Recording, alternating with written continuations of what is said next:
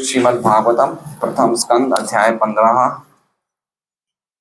पांडवों की सामयिक निवृत्ति श्लोक संख्या 41 अनुवाद एवं तात्पर्य कृष्ण कृपा मूर्ति श्री श्रीमद् अभय चरणारविंद भक्तिवेदांत स्वामी प्रभुपाद द्वारा वाचम जुहाव मनसि तत्प्राण इतरे चतम यावपानम सोत्सर्गम तम पंचत्वयजो हवेत्। वाचम वाणी को, जुहाव त्याग दिया, मनसी मन में, तत्प्राणे मन को श्वास लेने में, इतरे च अन्य इंद्रियों को भी, तम उसमें, मृत्यु में, अपानम श्वास, स उत्सर्गम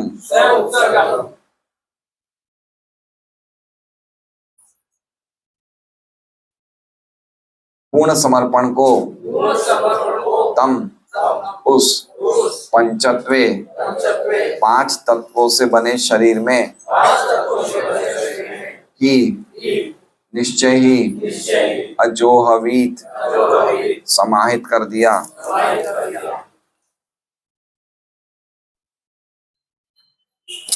तब उन्होंने अपनी सारी इंद्रियों को मन को जीवन में, जीवन को प्राण में, अपने पूर्ण अस्तित्व को पांच तत्वों के शरीर में तथा अपने शरीर को मृत्यु में समाहित कर दिया। तत्पश्चात शुद्ध आत्मा के रूप में वे देहात्म बुद्धि से मुक्त हो गए।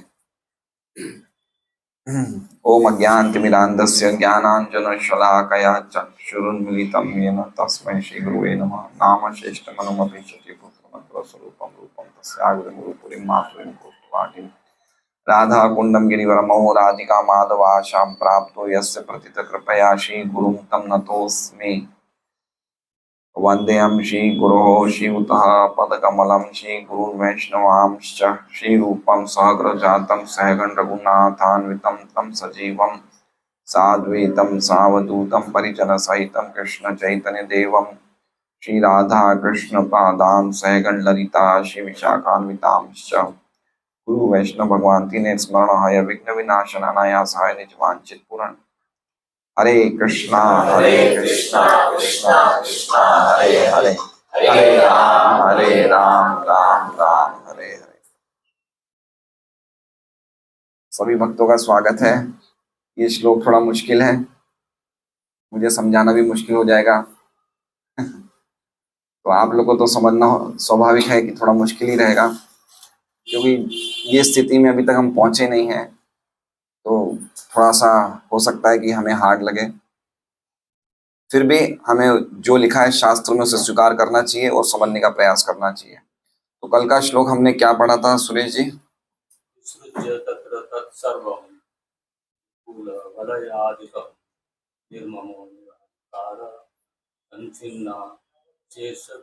संचिन्ना शेष बंधना, निर्ममो निरहंकार संचिन्ना शेष बंधना। की कैसे महाराज युधिष्ठिर ने अपने सभी शाही वस्त्र अलंकार सबको त्याग दिया, आभूषणों को त्याग दिया, अपनी कमर पेटी सब कुछ त्यागने के बाद पूरी तरह से वो निर्मम मतलब बिना कोई क्या कहते हैं उदासीन भाव से, और निराहंकार मतलब अनासक्त होके क्या किया उन्होंने?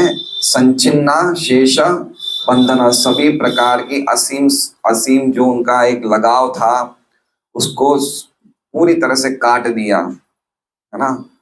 तो हमने कैसे कल पढ़ा था कि जो व्यक्ति जेल के नियमों को, सरकार के नियमों को तोड़ता है उसे कहाँ रखा जाता है? जेल में, हथकड़ी में बांधा जाता है। और हम इस जो भौतिक जगत रूपी जेल में हैं, हमें कौन सी हथकड़ियों से बांधा गया है? इंद्रिय तृप्ति, है ना। तो कल हमने देखा कि कैसे हर एक कुछ जीव होते हैं जिनकी एक इंद्रियां स्ट्रांग होती है इंद्रिय विषय के प्रति। कौन से थे 5 जीव? रामाचार्य प्रभु बताएंगे। जिनकी एक एक इंद्रियां बहुत स्ट्रांग होती है और उस इंद्रिय विषय के कारण वो मृत्यु को प्राप्त होते हैं। हाँ बताइए धर्मवत्सल प्रभु। मछली स्वाद के लिए, हाथी स्पर्श के लिए, वो गंध के लिए, हिरण शब्द के लिए, और पतंगा और रूप के लिए। हाँ तो इंद्रियां इंद्रिय विषयों के पीछे भागती है और ये हमारे बंधन का कारण है। इंद्रिय विषय का मतलब पता है? विषय मतलब ऑब्जेक्ट ऑफ एंजॉयमेंट।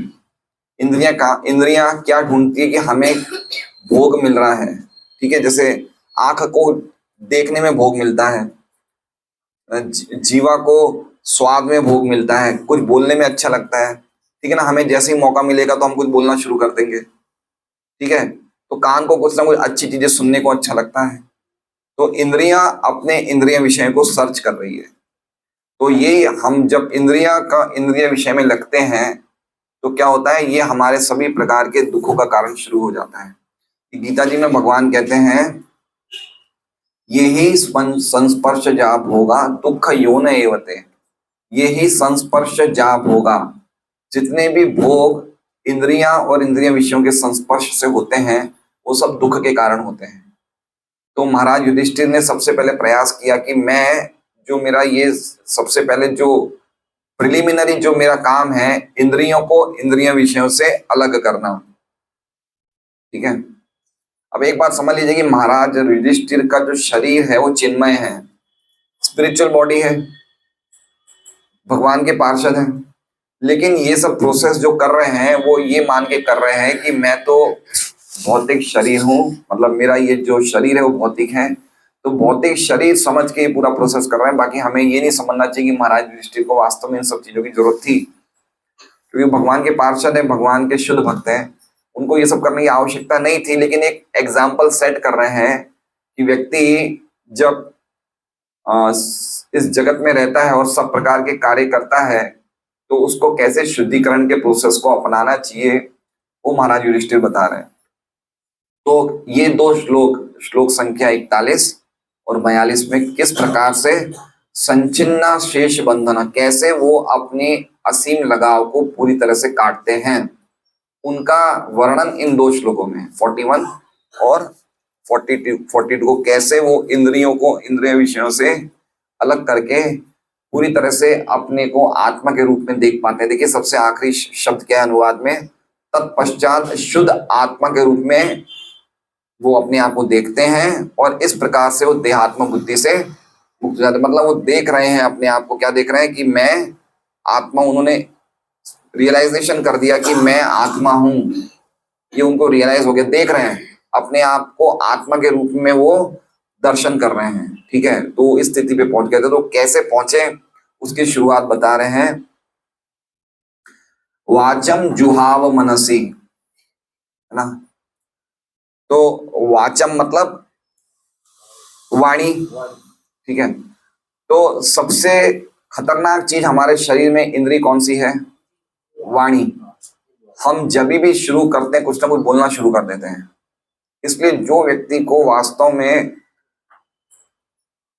आध्यात्मिक मार्ग में प्रगति करनी है उसको वाणी कंट्रोल में रखनी चाहिए, क्योंकि जैसे हम कुछ ना कुछ बोलना शुरू करते हैं वैसे ही हमारा मन दूषित हो जाता है। भगवान के संबंधित वार्ताओं से अलग चीज। ठीक है, इसलिए उपदेशामृत का भी जो सबसे पहला सेंटेंस है वो है वाचो वेगम। तो इसमें भी ये बात करें, वाचम जुहाव मनसी। तो वाचम का एक और, अगर हमने देखा होगा कि जब युधिष्ठिर, अरे भीष्म पितामह जब शरीर त्यागने वाले थे तो उनकी जो प्रार्थनाएं हैं श्लोक अध्याय 9 में, उस अध्याय में कैसे हमने देखा कि जो महाराज भीष्म क्या था, बहुत सुंदर वो श्लोक था, जो हजारों विषयों पे बोलने वाले थे। याद आ रहा है, एक श्लोक था जो हजारों योद्धाओं के साथ लड़ने में सक्षम थे, हजारों विषयों पे बोलने वाले थे। उन्होंने अपनी वाणी को खींच लिया। भगवान पे मन लगाने के लिए श्लोक आता है ऐसा, अभी इसमें मुझे नहीं समझ में आ रहा है कहाँ पे है श्लोक, लेकिन बहुत सुंदर श्लोक है। तो इसलिए युधिष्ठिर महाराज अलग अलग धर्म की चर्चा कर रहे थे, मोक्ष धर्म, राज धर्म, स्त्री धर्म, लेकिन जब भगवान सामने आ गए और उत्तरायण का समय आया, तब उन्होंने अपनी वाणी को खींच लिया। तो वाणी को खींचना मतलब जितने भी टॉपिक्स पे वो चर्चा कर रहे थे उनसे सबसे खींच लिया और पूरी तरह से अपने मन को भगवान में लगा लिया। तो वाचम जुहाव मनसी, ठीक है। तो पहले इसको समझिए क्या बोलना चाहते हैं। वाणी को जुहाव मतलब, वाचम मतलब वाणी, जुहाव मतलब लीन कर दिया है। 9 पॉइंट, अच्छा क्या श्लोक है?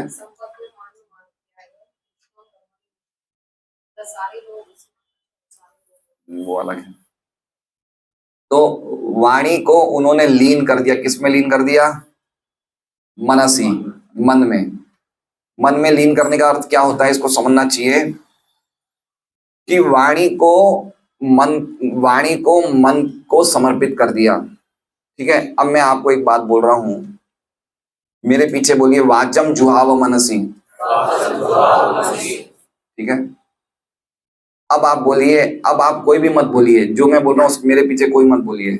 वाचम जुहाव मनसी, आपने वाणी मन में डाल दी, समझ गए? आपने मन में पहले संकल्प किया ना कि मुझे नहीं बोलना है, तो वाणी को किसने खींच लिया? मन ने। समझ रहे बात को? देखिए, मन के कार्य इंद्रियों के द्वारा प्रकट होते हैं, समझ रहे हैं आप? जैसे मान लीजिए, अगर मैं पूर्णानंद प्रभु को पूछूं कि आप यहाँ पे क्यों आए, पूर्णानंद प्रभु आप यहाँ पे क्यों बैठे हैं, आप यहाँ पे क्यों आए, जवाब दीजिए। भागवत सुनने आए। तो आपने घर पे मन में एक संकल्प किया था मुझे भागवत सुनना है। जब आपने मन में संकल्प किया तो आपके इंद्रियां आपको यहाँ लेके आई, है ना। तो इंद्रियां किसके किसके किसके निर्देशन में काम कर रहे हैं? मन का कार्य कौन पूरा कर रही है? इंद्रियां, ठीक है। तो मन के 3 कार्य होते हैं, willing, feeling and thinking. Willing मतलब संकल्प करना, सबसे पहले संकल्प करना। तो मन का जो संकल्प वाला जो हिस्सा है वो कार्य कौन पूरा करता है? इंद्रियां पूरी करती हैं। तो युधिष्ठिर महाराज ने क्या किया, अपने इंद्रियों को मन के संकल्प को ही बंद कर दिया। तो जब मन के संकल्प को बंद कर दिया तो इंद्रियां सब खींच ली मन ने, मतलब उन्होंने। अब ये देखिए, वाचम जुहाव मनसी, इसमें खाली इतना लिखा है कि वाणी को मन में समर्पित कर दिया, वाणी को मन में लीन कर दिया। लेकिन श्लोक में क्या लिखा है, अनुवाद में प्रभुपाद ने क्या लिखा है? उन्होंने अपनी सारी इंद्रियों को मन में लीन किया। पॉइंट समझ रहे हैं? तो समझना चाहिए खाली वाणी को ही नहीं किया, वाणी के साथ साथ जो आंखों का देखने का है, जो सुनने का है, जो स्पर्श करने का है, जो स्वाद का है, सभी को मन में लीन कर दिया। मतलब वो एक तरह से ना उन्होंने अब ना कोई चीजों को सुन रहे थे, वो ना ही कुछ बोल रहे थे, ना ही कुछ देख रहे थे, ना ही कुछ चख रहे थे। समझ गए? उन्होंने क्या, यस ब्रो, हाँ, मतलब उन्होंने, देखिए, इंद्रियां किसकी दासी है? मन की। उन्होंने, अभी तक व्यक्ति क्या करता है, जैसे मान लीजिए अंकित की इच्छा हुई कि मैं आज होटल तुलसी में जाके एक डोसा खा लूं, इंद्रियों ने बोला, अंकित चला गया, ठीक है। अब ये इच्छा किसने करी? मन ने इच्छा करी। पॉइंट समझिए, इच्छा किसने करी? अंकित की आत्मा ने इच्छा नहीं करी, आत्मा तो चुपचाप बैठी है। इच्छा किसने करी? मन ने। और उसकी मन की इच्छा किसने पूरी करी? इंद्रियों ने। तो इंद्रियां किसकी दासी है? मन की दासी है। युधिष्ठिर महाराज उस स्टेज पे आ गए थे कि वो समझ गए थे कि मैं मन नहीं हूं, मैं मन नहीं हूं। तो अगर मन कुछ चीज को डिक्टेट कर रहा है तो वो मन की इच्छा है, मेरी इच्छा नहीं है। तो मैं मन की इच्छा क्यों पूरी करूं? समझ, जैसे मान लीजिए कि अभी जय श्री माता जी बोले गोपाल प्रभु की चलो मेरे लिए एक आप इयरिंग खरीदने चलो, तो ये इच्छा जय श्री माता जी की उनके मन की है, मन की इच्छा है। लेकिन वो क्या सोच रहे हैं कि मैं मन हूं, तो मन की इच्छा को किसकी इच्छा समझ रहे हैं? खुद की इच्छा समझ रहे हैं। जब वो खुद की इच्छा समझते हैं तो इंद्रिय कार्य में लग जाती है, तो समझते हैं कि इंद्रियां भी मेरी है। लेकिन जब हम भक्ति करेंगे, प्रगति करेंगे, तो हमें धीरे धीरे पता चलेगा कि मन हमारा, हम मन नहीं है। तो मन जो भी इच्छाएं कर रहा है, वो मन अपनी इच्छा, तो इच्छा क्यों कर रहा है? मन भी जड़ है, मन भी चेतन नहीं है, मन भी जड़ है। तो मन को भी पावर तो अल्टीमेटली आत्मा से ही मिल रहा है। लेकिन आत्मा इतनी कमजोर है कि मन को ओवरटेक नहीं कर पाती, मन की बात मान लेती है और मन की इच्छा को ही अपनी इच्छा समझ के उस काम को पूरा कर लेती है। लेकिन जब भक्ति करते करते आत्मा में थोड़ी सी जागृति आती है, तो समझ जाती है कि मैं मन नहीं हूं। इसलिए अब जो भी मन की इच्छाएं हो रही है, मुझे उसे पूरी नहीं करना है। तो इंद्रियां कोई भी काम करना चाहती है, तो इंद्रियों को मन ने क्या, युधिष्ठिर महाराज ने कहा कि मन अब तुम्हारी दासी इंद्रियां, तुम ही इसे संभालो, अब मेरा उससे कोई लेन देन। समझ गए बात को? ये तुम्हारी प्रॉब्लम है। मन को क्या बोला? ये तुम्हारी प्रॉब्लम है, तुम्हारी इंद्रिय तुम संभालो। समझ रहे? जैसे मान लीजिए लक्ष्मी नरसिंह प्रभु 7:45 भागवतम क्लास में नहीं आ पा रहे हो, मुझे फोन करते हैं, प्रभु जी मेरा पेट्रोल खत्म हो गया मोटरसाइकिल का, तो मैं क्या जवाब दूंगा? ये आपकी प्रॉब्लम है, मैं क्या करूं? पेट्रोल खत्म हो गया, मैं क्या करूं? आपकी प्रॉब्लम, आप सुल लो इसको, आप कहीं पेट्रोल भरा के आ जाओ, मेरे से क्यों फोन किया आपने? तो उसी प्रकार से अब युधिष्ठिर महाराज की स्थिति आ गई थी कि इंद्रियां उन्हें बोलना प्रयास करेगी ये पूरा करो, लेकिन इंद्रियों को उन्होंने कोई सुनना बंद कर दिया। इंद्रियों को किसको सौंप दिया? मन को, क्योंकि इंद्रियां मन के मार्गदर्शन में चलती है, इसलिए मन को सौंप दिया। मन को सौंप दिया मतलब मन को संकल्पित कर दिया कि मुझे कुछ इंद्रियों का कार्य नहीं करना है, तो मन ने इंद्रियों को मतलब कंट्रोल, इंद्रियां मन के कंट्रोल में आ गई और मन को युधिष्ठिर महाराज ने कंट्रोल कर दिया। ठीक है, तो सबसे पहले समझे उन्होंने क्या किया?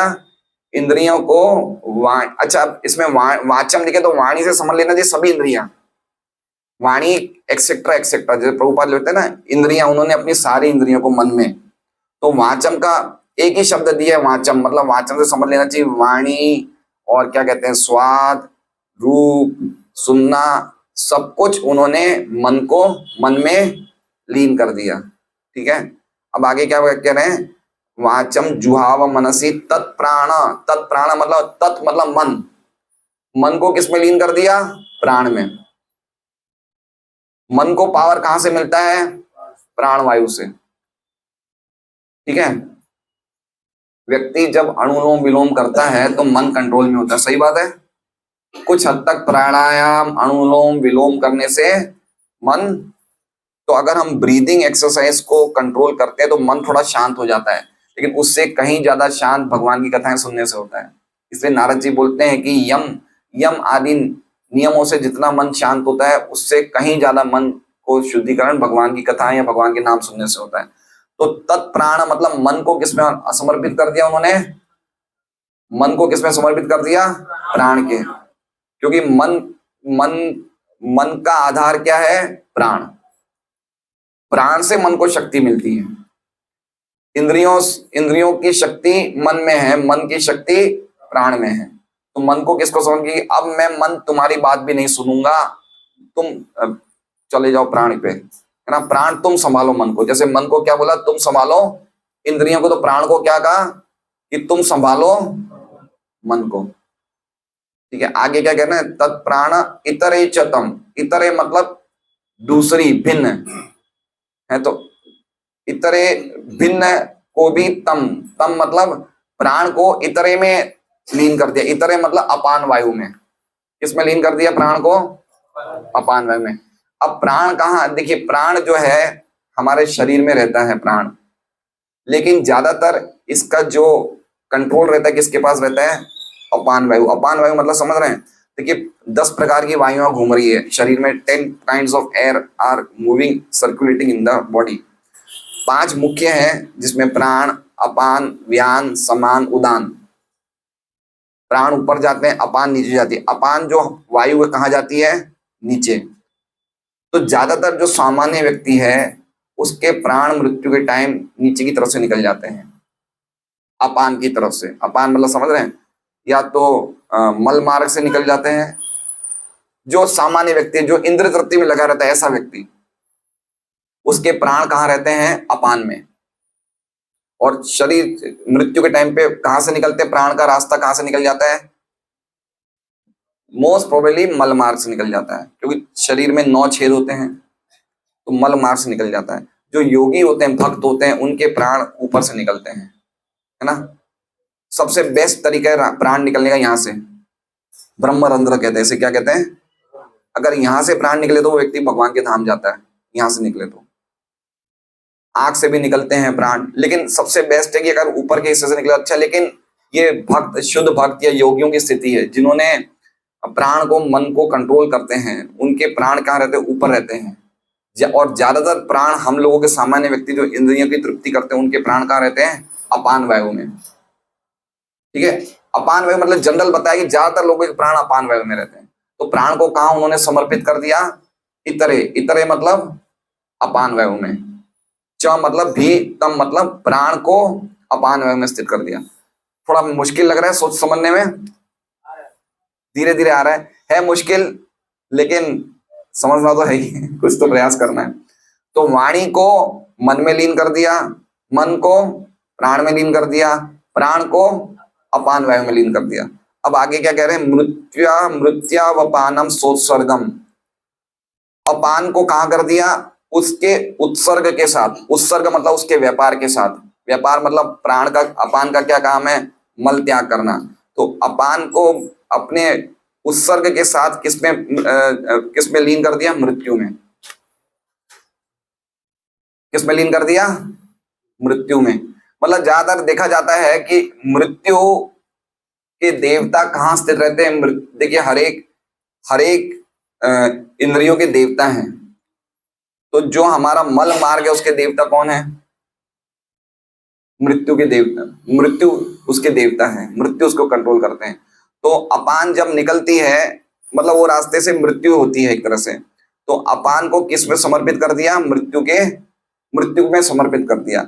और मृत्यु को मृत्यावपानम सोत्सर्गम तम पंचत्वे अजोहित। और मृत्यु को किसको दे दिया?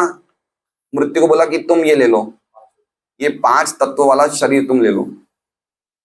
ठीक है, मतलब तुम्हें शरीर को मारना है, तुम शरीर को मार दो, मैं तो शरीर हूं नहीं। तो मृत्यु को किसको दे दिया उन्होंने? पंचत्वे ही अजोहवित। अजोहवित मतलब उन्होंने मृत्यु को शरीर में लीन कर दिया, और वो कहाँ रहे? वो अलग रहे, वो सब कुछ देख रहे हैं। युधिष्ठिर महाराज आत्मा के रूप में ये सब प्रोसेस को देख रहे हैं, वो उससे पूरी तरह से अलग हो गए। भाई मेरी तो मृत्यु होने वाली नहीं है, मृत्यु किसकी होती है? तो मृत्यु तुम ये ले लो, शरीर ले लो, मन तुम इंद्रियां ले लो, प्राण तुम मन को ले लो, अपान तुम प्राण को ले लो। ठीक है, फिर मृत्यु तुम अपान को ले लो, और शरीर तुम मृत्यु को ले लो, और मैं अलग रह गया है। देहात्म बुद्धि से पूरी तरह से, बॉडीली प्रोसेस से पूरा अपने आप को उन्होंने डिसआइडेंटिफाई कर दिया, अपने आप को पूरी तरह से अलग कर दिया, है ना। थोड़ा समझना मुश्किल है? मैं प्रयास किया बहुत, लेकिन थोड़ा बहुत मुझे समझ में तो मुझे आ रहा है, लेकिन जिस हिसाब से आपको समझाना चाहिए वो मैं नहीं समझा पा रहा हूँ। लेकिन थोड़ा बहुत प्रयास कर रहा हूँ समझने के लिए इस प्रोसेस को क्या कहते हैं। एक तरह से जड़ योग भी बोला जाता है। आगे वाले श्लोक में देखेंगे कैसे युधिष्ठिर महाराज किस तरह से घूम रहे थे, एक पागल की तरह, ना कुछ सुन रहे थे ना। और इसी स्थिति में आगे हम देखेंगे ऋषभ भगवान भी ऐसे ही रहते हैं, अवधूत की तरह, कोई बॉडीली कनेक्शंस नहीं, और बिल्कुल एक मैड व्यक्ति की तरह, पागल के व्यक्ति की तरह रहते हैं। तो ये देखिए कितना मुश्किल है शरीर के बंधनों को तोड़ना, उसके लिए प्रोसेस बताया ये। और हमें क्या प्रोसेस बताया है? हरे कृष्णा कृष्णा कृष्णा हरे हरे, हरे राम राम राम। इसलिए रूप गोस्वामी प्रार्थना करते हैं महाप्रभु की, नमो महावदान्याय। आपने जो भवसागर से, बंधन से निकलने का जो रास्ता इतना मुश्किल था, वो आपने सरल कर दिया है। है ना, नमो महावदान्याय कृष्णाय क्या है, कृष्ण प्रेम प्रदाय कृष्णाय कृष्ण चैतन्य नामने गौर कृष्ण नमः। भगवान ने चैतन्य महाप्रभु के रूप में ये पूरे प्रोसेस को बहुत ही सरल कर दिया है। खाली भगवान के नाम संकीर्तन से हम संचिन्ना शेष बंधन हो सकते हैं, हम अपनी पहचान शरीर से अलग कर सकते हैं। नहीं तो जनरल प्रोसेस जो युधिष्ठिर महाराज ने बताया वो इस प्रकार का प्रोसेस है। तपस्या से कैसे इंद्रियों को इंद्रिय तृप्ति से अलग कर लो, है ना, फिर अपने आप को समझो कि मैं इंद्रिय नहीं हूं, मैं मन नहीं हूं, मैं प्राण नहीं हूं, मैं अपान नहीं हूं, मैं मृत्यु नहीं हूं, मैं शरीर नहीं हूं, अपने आप को पूरी तरह से आत्मा के रूप में देखना। तो ये समझ गए आप बात को? थोड़ा मैंने बताने का प्रयास किया कि कैसे मन के कार्यों से, इंद्रियों के कार्यों से, प्राण वायु भी आत्मा नहीं है।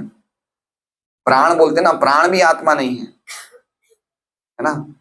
प्राण अपान ये सब वायु है, लेकिन आत्मा नहीं, आत्मा इनसे अलग है। प्राण भी तभी चलते हैं जब शरीर में आत्मा होती है ना। तो आत्मा का फोर्स अलग है, प्राण का फोर्स अलग है, दोनों मिक्स नहीं करना चाहिए कि प्राण निकल गए, प्राण निकल गए हम बोलते हैं प्राण वायु निकलती है, लेकिन प्राण वायु से आत्मा अलग होती है। इसलिए बताया कि प्राण को अपान में मिक्स कर दिया, अपान को मृत्यु में मिक्स कर दिया, अपान के उत्सर्गों के साथ उनको मृत्यु में, उस अपान वायु को उसके व्यापार उत्सर्ग के साथ मृत्यु अर्थात मृत्यु के देवता में लीन कर दिया, और मृत्यु को 5 तत्वों वाले शरीर में लीन कर दिया, है ना। समझ गए श्लोक को? प्राण वायु निकलने से मृत्यु होती है। हाँ, प्राण वायु निकलने से मृत्यु होती है, लेकिन प्राण वायु तभी निकलती है जब आत्मा नहीं रहती है। प्राण वायु और आत्मा अलग अलग होती है। पहले आत्मा निकलती है तो प्राण वायु निकलती है, आत्मा को फॉलो करती है प्राण वायु, आत्मा को फॉलो करती है प्राण वायु। तो आत्मा निकल गई तो प्राण वायु निकल गई, लेकिन हम प्राण नहीं है, हम आत्मा है ना, ये समझना चाहिए। तो वाचम जुहाव मनसी, वाणी एवं अन्य इंद्रियों को मन में लीन कर दिया, मनसी तत्प्राण, मन को प्राण में लीन कर दिया, इतरे चतम, प्राण को अपान वायु में लीन कर दिया, और अपान वायु को उनके उत्सर्ग के साथ, उसके व्यापार, उत्सर्ग मतलब उसके व्यापार के साथ, उसका व्यापार क्या, अपान वायु का मल को त्याग करना, उसको मृत्यु के देवता अधिष्ठाता को समर्पित कर दिया, और मृत्यु को 5 तत्वों वाले शरीर में अजोहवित, अजोहवित मतलब लीन कर दिया, मतलब समर्पित कर दिया। लीन करने का मतलब ये मत समझे कि उसकी उसकी सत्ता खत्म हो गई, लीन करने का मतलब ये नहीं समझे, मतलब उनको समर्पित कर दिया। जैसे अगर इंद्रियों को मन में लीन करना मतलब इंद्रियों को खत्म नहीं कर दिया, पर इंद्रियों की बात सुनना बंद कर दी, इंद्रियों को मन को दे दिया। ठीक है, मैंने बहुत सारे मृत्यु देखे, तो जब वो मृत्यु हो जाती है उनकी तो मल त्याग देते। हाँ, तो नीचे से जाते हैं। हाँ, तो ज्यादातर ऐसा होता है। हम भी पता नहीं कैसी स्थिति में जाएंगे। हमारा जीवन सदैव पाप रतन नाही पुण्य रलेश। ये भक्ति विनोद ठाकुर का बहुत सुंदर भजन है।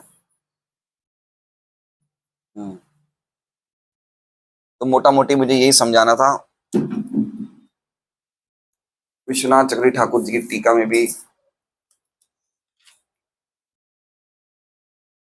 अर्जुन की तरह युधिष्ठिर ने भी अपनी सभी इंद्रियों को बाह्य रूप से काम करना बंद कर दिया। ये विश्वनाथ चक्रवर्ती ठाकुर कह रहे हैं। वाचम मतलब वाणी, वाणी सभी इंद्रियों को प्रतिनिधित्व करती है। देखिए वाणी बहुत स्ट्रांग है। आप देखिए, एक मेरी बात सुनिए,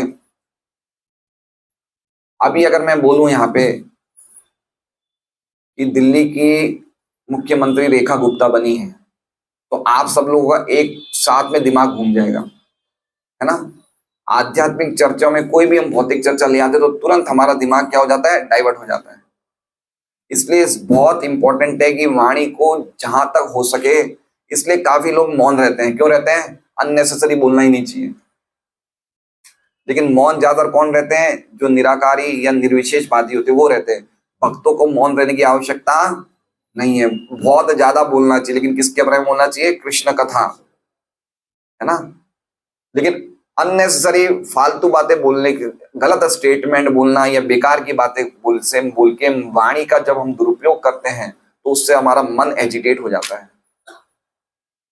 ना। इसलिए हमारी जितनी भी इंद्रियां हैं उसमें वाणी है। इसलिए गीता जी में भगवान वाणी का तपस्या बोलते हैं, बहुत जोरदार बता रहे हैं भगवान। अनुद्वेग करम वाक्यम सत्यम प्रिय हितजत स्वाध्याय प्रसंग वाक में अंत पूछते, कि अनुद्वेग करम वाक्यम, किसी को दुख पहुंचे ऐसी बात नहीं बोलनी, सत्य बोलना, प्रिय बोलना, सामने वाले का हित हो ऐसा बोलना, और स्वाध्याय व्यसनम चे, और हमेशा कुछ ना कुछ गीता जी के श्लोक या गीता जी की चर्चा या भागवत जी का कुछ ना कुछ मुंह से निकलते रहना चाहिए। और कुछ नहीं है तो सबसे अच्छा है हरे कृष्णा कृष्णा कृष्णा हरे हरे, हरे राम राम। ये वाणी की तपस्या है।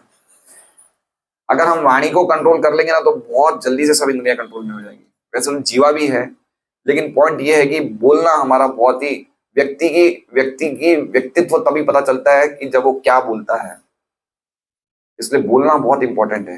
अननेसेसरी बेकार की बातें, उल्टी सीधी बातें कम से कम उन भक्तों को तो नहीं करना चाहिए, उन व्यक्ति को नहीं करना चाहिए जिनका उद्देश्य भगवान के धाम जाने का है। क्योंकि जो भी चीज हम बोलते हैं वो की चीज ऐसी की ऐसी आसमान में टिक जाती है ना, वो हवा में रहती है, वो हमें प्रभावित करती है। इसलिए अच्छा कि हम भगवान के नामों का उच्चारण करें, वो भी ऐसे आसमान में आकाश में टिक जाएंगे। वो भगवान वो रूप है, वाणी के रूप में भगवान रहते हैं वहां पे। उन्होंने ये सभी इंद्रियां मन को समर्पित कर दी, क्योंकि इंद्रियां हमेशा मन पे आधारित रहते हैं। फिर उन्होंने मन को प्राण में समर्पित कर दिया, क्योंकि मन हमेशा प्राण पे आधारित रहता है। उन्होंने मन को प्राण को दे दिया और मन को बोले कि आज मैंने तुम्हें तुम्हारी इंद्रियां दे दी है, ये तुम्हारी है, तुम संभालो, अब मुझे उसका कोई काम नहीं, अब मुझे कोई काम नहीं है उसका, मैं उसकी क्यों बातें मानूं भाई, है ना। ये बहुत अच्छा एक बहुत अच्छा श्लोक भी है कि मैंने इतने सालों से इंद्रियों की बातें मानी, इंद्रियों की दास्ता करी, मुझे क्या मिला, अब मुझे नहीं मानना है। इसलिए देखिए, जो लोग भगवान की भक्ति में प्रगति करते हैं वो ज्यादातर ऐन्द्रिक कार्यों में ज्यादा उनको इंटरेस्ट रहता नहीं है। ऐन्द्रिक कार्य मतलब समझ रहे, जाओ शॉपिंग करके आ जाओ, जाओ ये खरीद लो वो खरीद लो, थोड़ा बहुत मिल जाए इंटरेस्ट रहते, ज्यादा सिंपलिसिटी जितना हो, ज्यादा अपने आप को पैशनेट नेचर। इंद्रियां कहाँ, इंद्रियां रजोगुण से निकलती है। इंद्रियों के कार्य कहाँ से निकलते हैं? देखिए, मन की उत्पत्ति सतोगुण से होती है, इंद्रियों की उत्पत्ति, बुद्धि की उत्पत्ति कहाँ से होती है? रजोगुण से होती है। तो ऐन्द्रिक कार्यों से वो धीरे धीरे वो पूरी तरह से ज्यादा शॉपिंग करना, ज्यादा घूमना फिरना, उसमें इंटरेस्ट नहीं रहता है। अगर व्यक्ति का वास्तव में मन उसका भगवान में लगा रहे तो उसको ऐन्द्रिक कार्यों में ज्यादा इंटरेस्ट नहीं रहता है। तो युधिष्ठिर महाराज ने कहा कि ये तुम्हारी इंद्रियां, अब मुझे उनसे कोई लेना नहीं, हे मन तुम इनको संभालो। ये इस तरह से मनन कर रहे थे। आगे वो कहते हैं, उन्होंने अपने मन को प्राण को दे दिया, प्राण को अपान को दे दिया। अपान मतलब इतरे, इतरे का अर्थ क्या है? इसमें लिखा ना इतरे, इतरे मतलब प्राण से भिन्न। प्राण जैसे एक प्राण वायु होती है, अपान वायु होती है, तो प्राण से भिन्न करने के लिए उसे इतरे कहा है। अपान का कार्य है उत्सर्ग करना, उत्सर्गम लिखे ना, उत्सर्ग करना मतलब निकालना। और फिर उन्होंने अपान को और उत्सर्ग को और अपान को किसको दे दिया? मृत्यु को दे दिया। मृत्यु मतलब जो उत्सर्ग की अधिष्ठाता देवता है। उत्सर्ग मतलब समझ रहे हैं? उत्सर्ग मतलब एक्सक्रीशन, त्यागना, है ना। तो उत्सर्ग की अधिष्ठाता देवता कौन है? मृत्यु। उनको उन्होंने अपान दे दिया। इससे समझना चाहिए कि उन्होंने सभी इंद्रिय के कार्य, बोलना सभी कुछ त्याग दिया, और उन्होंने फिर बाद में मृत्यु के देवता को शरीर के 5 तत्वों को दे दिया। और ये मनन किया उन्होंने कि हे मृत्यु, तुम तो शरीर के लिए हो, मेरे लिए। भाई मृत्यु किसकी होती है? शरीर की। तुम शरीर ले लो, मैं अपना अलग हो गया। इस प्रकार से ये विश्वनाथ चक्रवर्ती ठाकुर कह रहे हैं। बहुत ही मतलब समझने जैसा श्लोक है, हाईली फिलोसॉफिकल है, लेकिन समझना चाहिए कि बातें बिल्कुल सही लिखी है। हो सकता है हमें समझ में कम आए, बाकी थोड़ा बहुत तो समझ में आया होगा, थोड़ा बहुत 50% तो आ गया होगा समझ में। तात्पर्य, महाराज युधिष्ठिर भी अपने भाई अर्जुन की तरह एकाग्र चित्त होकर क्रमशः सारे भौतिक बंधन से मुक्त हो गए। सर्वप्रथम उन्होंने इंद्रियों के समस्त कर्मों को एकाग्र किया और उन्हें मन में समाहित कर दिया। देखिए एक बात समझिए, मन में समाहित कर दिया मतलब अगर हमारा मन भगवान में लगा रहेगा तो इंद्रियां अपने आप एकाग्र हो जाएगी। पॉइंट समझ रहे हैं बात को? जैसे मान लीजिए अभी हम सुन रहे कथा सुन रहे हैं, कथा किससे सुन रहे हैं? कान से। कान से कथा कब सुन पा रहे हैं? क्योंकि मन कथा में लगा हुआ है। तो पहले हमने मन को लगाया है तो कान लगे हैं, ठीक है। अभी मान लीजिए कि अगर हम में से कोई व्यक्ति का 2 लाख रुपए कोई व्यक्ति में डूब गया और हम उससे बहुत ज्यादा मन उससे प्रभावित हैं, तो संभावना ये हो सकती है कि बैठे बैठे भी हमारे कान नहीं सुन रहे, क्योंकि मन कहाँ है? उसी व्यक्ति में कि मैं अपने 2 लाख रुपए कैसे लूंगा। कभी कभी ये चीज मैंने नोटिस करी है, पहले मैं जब स्कूल कॉलेज में था, कभी कभी क्या होता था, हम फोन पे बात करते थे, फोन में कभी झगड़ा हो जाता था, गुस्से में हम फोन पे बात कर रहे, उसी टाइम हम प्रसाद लेते हैं, तो प्रसाद का जो स्वाद है वो हमें नहीं महसूस होता है। क्यों? क्योंकि हम किसी के साथ फोन पे गुस्से में बात करें, तो मन कहाँ लगा हुआ है? बात पे। हम प्रसाद ले रहे हैं लेकिन स्वाद की अनुभूति नहीं हो रही। तो उसी प्रकार से अल्टीमेटली जितने भी इंद्रियों के कार्य हैं उनका रिजर्वॉयर, उनका जो सेंटर है वो क्या है? मन। इसलिए जब मन को हम भगवान की सेवा में लगा देंगे, मन से हम लोग ध्यान से हरे कृष्णा महामंत्र सुनेंगे, तो अपने आप ही इंद्रियां कंट्रोल में आ जाएगी। इसलिए सबसे स्ट्रॉन्ग चीज क्या है? सुनना। आज जो भी भागवतम क्लास में नहीं आया है वो ये भागवतम क्लास को सुन नहीं पाया। अब उस व्यक्ति को कभी नहीं पता चलेगा कि इस क्लास में क्या हुआ था। समझ रहे हैं बात को? वो कभी भी इस चीज का स्मरण नहीं कर पाएगा कि आज भागवतम क्लास में क्या चर्चा हुई थी 8 से 8:45 के बीच में। क्यों? क्योंकि उसने सुना नहीं है। इसलिए सुनना कितना स्ट्रांग है, देख लीजिए कितना जबरदस्त स्ट्रांग है सुनना, क्योंकि हमें वो ही चीज दिमाग में सपनों में आती है जो हमने सुनी है। जो चीज हम कभी सुनेंगे नहीं तो वो कैसे दिमाग में आएगी। इसलिए जो भी हमें सपना आते हैं, कभी कभी हमें अजीबोगरीब तरीके से सपने आते हैं, इसका मतलब वो सपने झूठे नहीं है। कभी ना कभी कोई ना कोई जन्म में हमने वो कार्य करे होंगे, वही चीज सपनों में आती है। जैसे कभी कोई सपना आ रहा है कि मैं सोने के पर्वत में उड़ रहा हूं, तो कभी ना कभी मैं पक्षी बन के वहां उड़ा हूंगा, तो वही चीज सपने में आती है। तो उसी प्रकार से हमारे मन में वही बातें घूमती जो हम सुनते हैं। इसलिए अगर हम अनर्थ की बातें नहीं सुन के खाली भगवान कृष्ण के बारे में ही सुने, तो हमें अंतिम समय में खाली कृष्ण का ही स्मरण रहेगा। इसलिए आज की तारीख में, वर्तमान अवस्था में, कलयुग में सुनने की सबसे बड़ी इंपॉर्टेंट है। चिंतन करने से, स्मरण करने से भी ज्यादा किस पे इंपॉर्टेंट है? सुनने में। क्योंकि हम सुन रहे हैं तो किसको लगा रहे हैं? मन को लगा रहे हैं। मन कान को सुना रहा है, सुनो, तो मन लग गया। हम सुन रहे हैं तो किससे सुन रहे हैं? मन से सुन रहे हैं ना। तो कान सुन रहे हैं, जब कान सुन रहा है तो हमारा स्मरण हो रहा है, तो हमारा मन कंट्रोल में हो गया। मन कंट्रोल हो गया तो अपने आप इंद्रिय कार्य कंट्रोल हो गए। तो इसलिए सबसे इंपॉर्टेंट है सुनना। जितना ज्यादा सुने, रसोई बना रहे हैं, हम कुछ काम कर रहे हैं, हमारा अगर कोई हाथ में ग्रंथ नहीं हो तो कुछ प्रवचन सुने, कुछ नहीं हो तो हरे कृष्णा कृष्णा कृष्णा हरे हरे, हरे राम राम राम। एक एक नाम जो हम ध्यान पूर्वक सुन रहे हैं, ये हमारा अगला शरीर तैयार कर रहा है। एक एक नाम। अगला शरीर मतलब अगर शुद्धता से नाम ले तो हमारा आध्यात्मिक शरीर प्राप्त होगा। समस्त कर्मों को एकाग्र किया और मन में समाहित कर दिया, अथवा दूसरे शब्दों में उन्होंने मन को भगवान की दिव्य सेवा की और बढ़ा। तो प्रभुपाद उसको सिंप्लीफाई कर रहे हैं कि भगवान की सेवा में मन को लगाने से अपने आप ही इंद्रियों से, इंद्रियों के विषय के कार्यों में उनको कोई रुचि नहीं थी, है ना। कोई रुचि नहीं थी उन्हें, ना उनको सुनने में इंटरेस्ट, ना देखने में इंटरेस्ट, ना कोई बातें करते थे, उन्होंने कोई बात नहीं करी। ये सब बहुत फर्क पड़ता है। देखिए भक्तों की क्या अलग अलग स्टेज होती है। एक स्टेज क्या होती है जब हम लोग भक्ति में नहीं होते हैं, तो हम बेकार की बात करते हैं, भाई क्या हो रहा है आज, क्या बनाया है, क्या आ रहा है टीवी में, ये सब बातें करते हैं, ठीक है। दूसरी स्टेज क्या होती है जब हम भक्ति में आ गए लेकिन फिर भी इस प्रकार की बातें बंद नहीं होती। सही बात है। कुछ ना कुछ तो ध्यान रखने के लिए कुछ तो बोलना ही पड़ेगा। जैसे मान लीजिए कामधेनु माता जी ने रामाचार्य प्रभु को बोला कि 6 बजे मोटर बंद करनी, आप यहीं खड़े रहना, तो इनको सुनने में तो आया ना कुछ ना कुछ दूसरी बातें सुनने में आई ना इनको। लेकिन युधिष्ठिर महाराज ने क्या कर लिया था कि अब मुझे कुछ सुनना ही नहीं है। युधिष्ठिर महाराज की 3rd स्टेज है। भक्ति में भी हमें कुछ ना कुछ शरीर की आवश्यकता है, लेकिन कुछ ना कुछ तो सुनना पड़ता है।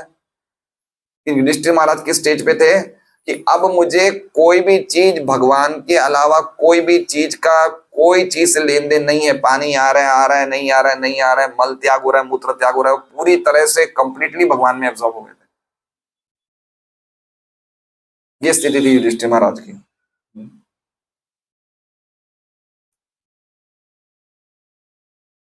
आज भी हम देखते हैं काफी लोग होते हैं जो दोपहर के 12-12 1-1 बजे तक घर वालों से बात नहीं करते हैं, मौन रहते हैं, है ना। इतना अपने ध्यान में रहेंगे। कुछ कुछ लोग ऐसे होते हैं कि 12-1 बजे तक अपने कमरे में ही रहते हैं, जो भी साधना करना होता है किसी से बात नहीं करते। भक्तों के लिए नहीं है ये सब, भक्तों के लिए प्रचार करने का बहुत बड़ा स्कोप है, प्रचार कर सकते हैं, भागवतम क्लास में जा सकते हैं। लेकिन पर्टिकुलरली सामान्य व्यक्ति के लिए कह रहा हूँ कि कितना इंद्रियां परेशान करती है, पॉइंट ये है ना। ये पूरा अविद्या का जाल है, शरीर अविद्या जाल। ये पूरा जो हमारा नेटवर्क है, ये इंद्रियों का नेटवर्क वाला शरीर है, क्या ये अविद्या का ये पूरा ये जाल है। और जड़ेंद्रिय ताहे कालो, जो इंद्रियां है वो मृत्यु की तरफ ले जा रही है। हमें क्या मिला, ये अविद्या का ये पूरा जाल मिला। और ये कहाँ में ले जा रही है, ये शरीर क्या है, अविद्या। और इस शरीर में क्या है, जड़ इंद्रियां हैं जो हमें कहाँ ले जा रही है, काल की तरफ ले जा रही है। इसलिए इंद्रियां का बहुत कंट्रोल आवश्यक है ना, बहुत इंपॉर्टेंट है। इंद्रियाणी प्रमाथिनी हरंती प्रसव मनो। इंद्रिया इतनी स्ट्रांग है कि मन को भी साइड पे फेंक देती है। गीता जी का श्लोक है दूसरे अध्याय का। तो ये अभी कौन्तेय पुरुष से विपश्चिता इंद्रियाणी प्रमाथिनी हरंती। इतनी पागल है इंद्रियां कि मन को फेंक देती है। इतनी इतनी मतलब स्ट्रांग है इंद्रियां। अथवा दूसरे शब्दों में, इसलिए सबसे इंपॉर्टेंट है, इसलिए मैं कहता हूं कि जो इजीली कंट्रोल हो जाता है इंद्रियों और मन कब होता है, सुबह ब्रह्म मुहूर्त में। तो जितनी मालाएं हम सुबह के टाइम पे कर लें तो हमारे इंद्रियों और मन को हमने बराबर के थप्पड़ मार दिए सुबह पहले, है ना। भक्ति सिद्धांत सरस्वती ठाकुर क्या बोलते हैं, सुबह उठते ही कितने 100 जूते मारो मन को, है ना। तो सुबह सुबह क्या मन खा लेता है, बाद में तो हम खाते हैं। सुबह बिल्कुल चुपचाप खा लेता है, जो बोलते हैं मान लेता है। भगवान के स्वरूप पे देखेंगे हरे कृष्णा बोलेंगे अच्छा लगेगा, दोपहर के 2 बजे देखेंगे तो मन नहीं लगेगा, है। हाँ अकेले बिल्कुल शांत है, अद्भुत समय है। अथवा दूसरे शब्दों में उन्होंने मन को भगवान की दिव्य सेवा की ओर मोड़ा। उन्होंने प्रार्थना की कि चूंकि सारे भौतिक कार्यकलाप मन द्वारा इंद्रियों के कर्मों तथा फलों के रूप में संपन्न होते हैं, और चूंकि वे भगवत धाम जा रहे थे, अतः मन को अपने भौतिक कार्यकलापों को समेट लेना चाहिए और भगवान की दिव्य सेवा की ओर मुड़ना चाहिए। मतलब ये बताया कि उनके जो भौतिक कार्यकलाप थे उन्होंने सब समेट लिए। देखिए एक टाइम उम्र का ऐसा है कि जब हमें वाइंड अप करना शुरू कर लेना चाहिए। क्या कर लेना चाहिए, जैसे मान लीजिए कभी कभी हम लोग मेले में स्टॉल लगाते हैं, तो स्टॉल मेले का क्या टाइम होता है, रात के 9 बजे का, भाई बंद हो जाए। लेकिन 9 बजे हम बंद नहीं करते, हम क्या करते हैं, हम 1 घंटे पहले वाइंड अप करना, सही बात है, 8 बजे। तो उसी प्रकार से मनुष्य की उम्र कितनी है, 80 साल, ठीक है। तब उसे वाइंड अप करना कब से शुरू कर देना चाहिए, 20-25 साल पहले से। सब भाई वाइंड अप करो, इतना बड़ा बिखेड़ा कर दिया तुमने, अब समेटो तो सही से। आप समझ रहे हैं, टाइम पे वाइंड अप नहीं होगा, पहले टाइम लगता है। जैसे कोई व्यक्ति की दुकान होती है, दुकान कोई शोरूम होता है रिटेल का, तो व्यक्ति को अगर रात को 9 बजे दुकान बंद करनी होती है तो उसको 7-8 बजे तक साड़ियों की घड़ी वड़ी करना, घोड़े वोड़े सजाना चालू कर देना होता है उसे। 9 बजे करने जाएगा तो कब होगा, है ना। तो मृत्यु के टाइम पे हम वाइंड अप करेंगे तो नहीं होगा, हमें पहले वाइंड अप करने की तैयारी कर लेनी चाहिए। इसलिए वानप्रस्थ आश्रम कौन सा आश्रम है, ये वाइंड अप आश्रम है।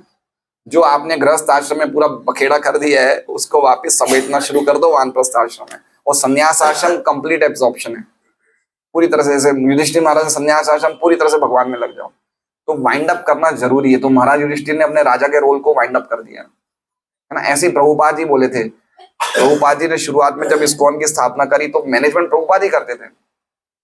एक टाइम पे प्रभुपाद ने बोला कि अब मैं मैनेजमेंट का काम अपने शिष्य को बोला तुम लोग संभालो, अब मैं खाली भागवतम ट्रांसलेट करूंगा, बस मुझे अब इसमें मुझे जाने दो।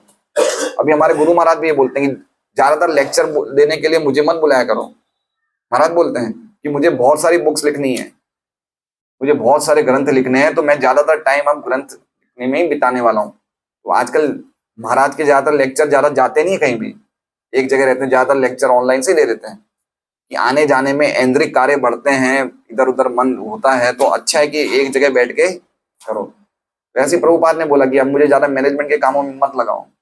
मन नहीं लगता है ना, कि अब भगवान में मन लगने लग जाता है तो फिर ये सब चीजों में इंटरेस्ट अपने आप कम हो जाता है ना। अभी मान लीजिए, मुझे पहले मैं लोगों का ये देखता था, भाई इस व्यक्ति ने, इस भक्त ने हर महीने 300 रुपये सत्संग में देने का नक्की किया है, तो पहले मैं देखता था किसके है किसके लिए। अब मैंने अशोक जी भाई आप ही संभालो, मेरे से नहीं होता, मुझे भागवत तैयारी करो ये सब देखो। समझ रहे बात को? तो पॉइंट ये है, युधिष्ठिर महाराज हम इन चीजों से ऊपर उठ गए कि भाई मुझे इन चीजों में लगना नहीं है, मुझे पूरी तरह से भगवान में लग जाना है। तो वो युधिष्ठिर महाराज की स्थिति थी। अब ये देखना है कि हम ऐसी स्थिति में नहीं है, तो हम इस स्थिति को अनुकरण नहीं कर सकते। ये हमारा वो है, क्या कहते हैं, ये हमारा गोल है, और अभी हमारी स्थिति अलग है, हमें वहां जाना है, लेकिन अभी हम उस स्थिति में नहीं है। तो एकाएक हम उस चीज को इमिटेट नहीं कर सकते, लेकिन हमें समझना है कि अभी हमारी स्थिति से धीरे धीरे धीरे हमें प्रगति करना है, ऐसे समझना चाहिए।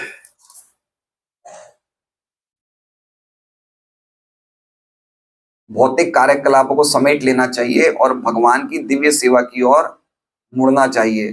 तब भौतिक कार्यकलापों की आवश्यकता नहीं रह गई थी। वस्तुतः मन के कार्यकलापों को रोका नहीं जा सकता, क्योंकि वे सनातन आत्मा के प्रतिबिंब है। सनातन आत्मा मतलब सनातन आत्मा जैसे एक्टिव होती है, वैसे मन भी एक्टिव ही रहता है। मन को आप रोक नहीं सकते हो, है ना। सनातन आत्मा का रिफ्लेक्शन है, प्रतिबिंब।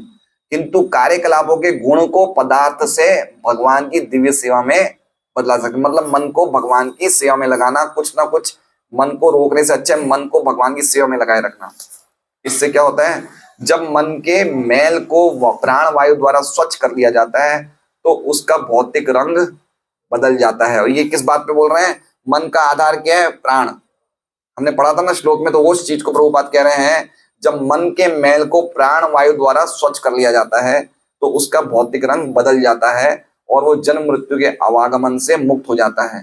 तो प्राण वायु, इसलिए अगर हम करें तो थोड़ा ब्रीथिंग प्रोसेस हम सबको करना चाहिए। ब्रीथिंग एक्सरसाइज हमारा वो सिस्टम नहीं है, सिस्टम सबसे बेस्ट है, महामंत्र का उच्चारण करो, भगवान की कथा सुनो, इससे मन पूरी तरह से शुद्ध हो जाता है। लेकिन ब्रीथिंग प्रोसेस भक्त कर सकते हैं, उससे अच्छा रहता है, सेहत थोड़ी सही रहती है, हम भक्ति में और ज्यादा भगवान में मन को कंसंट्रेट कर सकते हैं। प्रभुपाद एक दो जगह तात्पर्य में लिखा है, थोड़ा प्राणायाम करना चाहिए, उससे ब्रीथिंग प्रोसेस करने से मन शांत रहता है। मन शांत रहता है प्राणायाम करने से, इन सब चीजों से। तो हम क्यों कर रहे हैं प्राणायाम, शरीर को स्वस्थ बनाने के लिए नहीं कर रहे हैं। क्यों कर रहे हैं, कि मन और अच्छी तरह से भगवान की कथाओं में कॉन्सेंट्रेट कर सके, उसके लिए।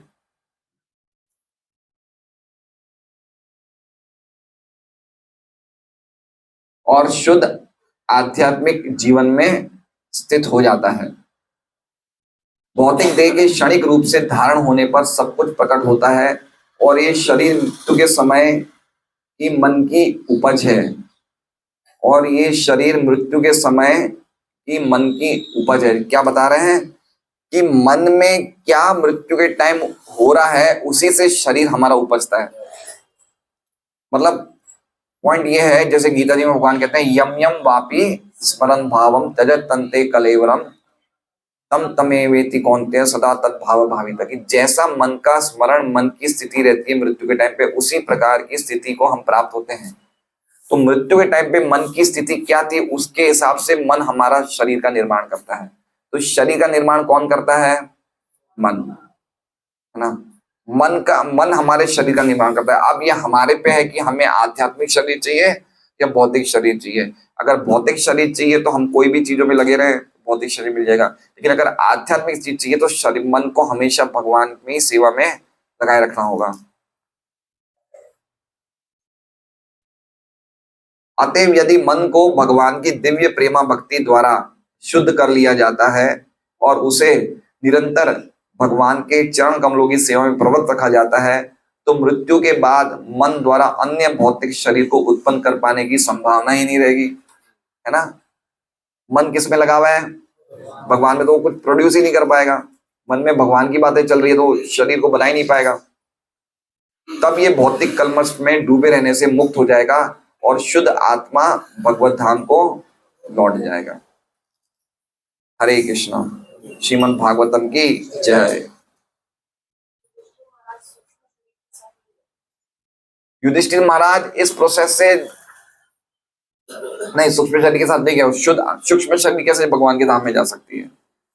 आत्मा ही जा सकती है ना, सूक्ष्म शरीर तो नहीं जा सकती। सूक्ष्म शरीर को अगर हमें सूक्ष्म शरीर को साथ रखना है तो हम ब्रह्म लोक, सत्य लोक, ऐसे बड़े बड़े ऊंचे ऊंचे लोक में चले जाएंगे, लेकिन भगवान के धाम में तो सूक्ष्म शरीर को भी हटाना पड़ेगा।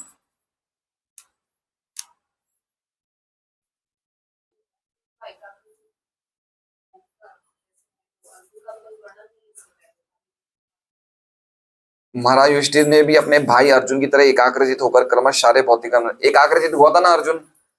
जब भगवान चले गए थे तब अर्जुन बड़ा शोकाकुल हुआ था, लेकिन जब भगवान के स्मरण संदेश को स्मरण किया तो बिल्कुल एकाग्र हो गए थे। हमने पढ़ा था ना कि वो पूरे से बहुत ज्यादा शोकग्रस्त थे, लेकिन भगवान के गीता जी के संदेश को स्मरण करते वो बिल्कुल एकाग्रचित हो गए हैं।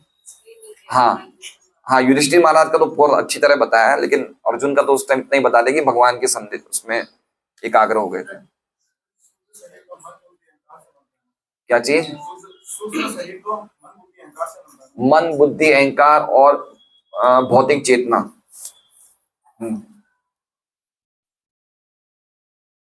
हाँ, तो क्या प्रश्न है आपका? हाँ हाँ, मन, बुद्धि, अहंकार।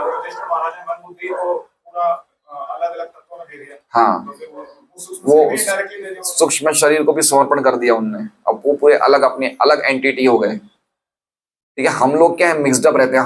हम अभी कॉम्बिनेशन में हैं। हम इतने ज्यादा कंबाइंड हो चुके हैं, हम इतने ज्यादा मर्ज हो चुके हैं मैटर में कि हम लग रहा है कि हम ही मैटर हैं, हम ही जड़ हैं। तो भक्ति की योग पद्धति से, भक्ति योग करने से धीरे धीरे धीरे हम मैटर से अलग, जड़ से हम अपने आप को अलग कर पाएंगे। हम समझ जाएंगे ये जड़ है, ये चेतन है, तो धीरे धीरे सब कुछ जड़ निकलता जाएगा, खाली एक चेतन आत्मा रह जाएगी। आत्मा कुछ नहीं करती है ना, आत्मा ना तो खेल रही है ना खा रही है। आत्मा तो अपने आप में निर्गुण अवस्था में है। आत्मा कोई भी चीज से अटैच नहीं है शरीर में। असंगो यम पुरुष, आत्मा हमेशा असंग में रहती है। जैसे भगवान अनकंटेमिनेटेड है, वैसे आत्मा भी अनकंटेमिनेटेड है। आत्मा को कोई कोई प्रकार का दूषण छू नहीं सकता है। तो आप बोलोगे फिर हम क्यों दूषण में हैं? नहीं, आत्मा को मन की इच्छा कोई प्रभाव नहीं करती है। बहुत फिलोसॉफिकल पॉइंट है। आत्मा शरीर में कुछ नहीं कर रही है, आत्मा दूषित नहीं होती है, और हम आत्मा हैं, तो फिर हम दूषित हैं या नहीं हैं? तो हम तो आत्मा ही है ना, तो हम दूषित हैं या नहीं दूषित हैं? हम अपने अपने आप की पहचान शरीर से कर रहे हैं, इसलिए हम दूषित हैं। बाकी कंटेमिनेशन आत्मा पे भी कोई प्रकार का दूषण नहीं होता है, लेकिन हम अपने आप को शरीर, आत्मा, हम अपने आप को शरीर समझ रहे हैं तो प्रॉब्लम है। और ये क्यों हो रहा है? ये मिथ्या अहंकार के कारण। तो मेन बात है, मिथ्या अहंकार के कारण हम अपने आप को क्या समझ रहे हैं? हम शरीर हैं, और इसलिए सब दूषण हमें लग रहा है, दूषण, हम पूरे दूषण में भरे हुए हैं, बाकी हमें कुछ हो नहीं रहा है। प्रॉब्लम तो ये हो रही है, मृत्यु जब आती है तो हमें दुख क्यों होता है? क्योंकि हम सोचते हैं हम शरीर हैं। लेकिन युधिष्ठिर महाराज तो मृत्यु को दे दिया, लो भाई तुम शरीर को ले जाओ, मुझे क्या होने वाला है। और गीता जी में भी बोलते तथा देहांतर प्राप्तिर धीरज तत्र न मुह्यति। जब व्यक्ति को पता चल जाता है, जैसे दधीची ऋषि हैं, उन्होंने हड्डियां दे दी, जीते जी हड्डियां दे दी इंद्र को, ले लो भाई ले लो। तो वो इस स्थिति में देखिए, वो समझते कि मैं शरीर नहीं, शरीर चला गया, मैं तो हुई, मुझे क्या हो गया है ना। जैसे मान लीजिए आप एक साइकिल चला रहे हो, आपके लिए साइकिल की कोई कीमत नहीं है, 2000 रुपए की साइकिल आती है। आज आपने सोचा कि चलो मैं अपने घर से मॉडल टाउन रेसिडेंसी से साइकिल पे आऊंगा, साइकिल ठुक गई, आपको दर्द होगा? चली गई चली गई, मैं तो हूं। और ये गाड़ी लेके आओ, आप अच्छी महंगी गाड़ी लेके आओ, वो ठुक गई तो दर्द होगा, थोड़ा बहुत ज्यादा होगा ना। यद्यपि आपको चोट नहीं लगी, लेकिन आपका एब्जॉर्प्शन गाड़ी में ज्यादा है, साइकिल में कम है। उसी प्रकार से हमारा शरीर में इतना ज्यादा एब्जॉर्प्शन है कि शरीर को दर्द होता है तो हमें लगता है हमें दर्द हुआ, बाकी शरीर को हमें नहीं हुआ कुछ भी। हम तो ऐसे कैसे हैं? हम ऐसे कैसे हैं? तो जब व्यक्ति भक्ति करता है तो उसका पूरा एब्जॉर्प्शन कृष्णा में इतना चला जाता है कि उसको शरीर से लेन देन ही नहीं रहता है।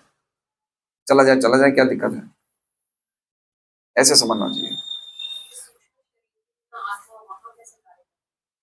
आत्मा तो भगवान का अंश है, स्वभाव से ही भगवान का दास है। आत्मा अभी पैसिव स्टेट में है। आत्मा भौतिक जगत में अपनी ओरिजिनल क्वालिटीज को बता नहीं पा रही है। एक तरह से आत्मा सो रही है अभी, समझे। तो जैसे जैसे भक्ति के अभ्यास से आत्मा जागृत होती है और धीरे धीरे धीरे वो अपने ओरिजिनल स्टेट में आ जाती है। सब ये आवरण निकलते हैं।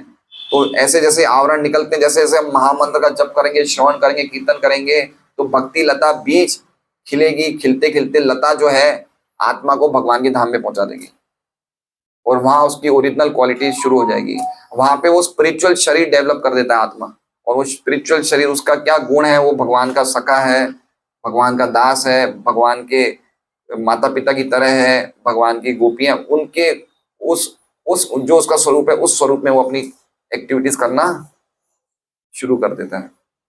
तो जैसे आत्मा भौतिक शरीर को डेवलप करता है, उसी प्रकार से आत्मा आध्यात्मिक शरीर को भी डेवलप करता है भक्ति के द्वारा। प्रभुपाद जी के एक लेक्चर में सुना था कि आध्यात्मिक जगत में मतलब कोई शरीर फिक्स नहीं होता, जैसी इच्छा होगी वैसा शरीर धारण कर सकता है। जैसे अगर भगवान को सुगंधी पसंद है तो फूल का रूप धारण कर सकता है। हाँ, हम लोग फूल भी बन सकते हैं आध्यात्मिक जगत में।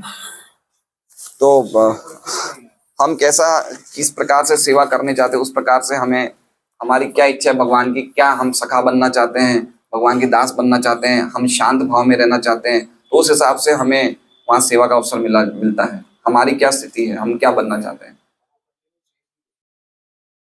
चेंज हो सकता है, ये मैंने नहीं सुना है चेंज हो सकता है हमारा स्वरूप। तो मान लीजिए अगर मैं अब भगवान के सखा के रूप में हूँ तो मैं चेंज हो सकता हूँ, ऐसा मैंने नहीं सुना है। वो हमारा रिलेशन, जैसे अर्जुन का रिलेशन भगवान से सखा में था।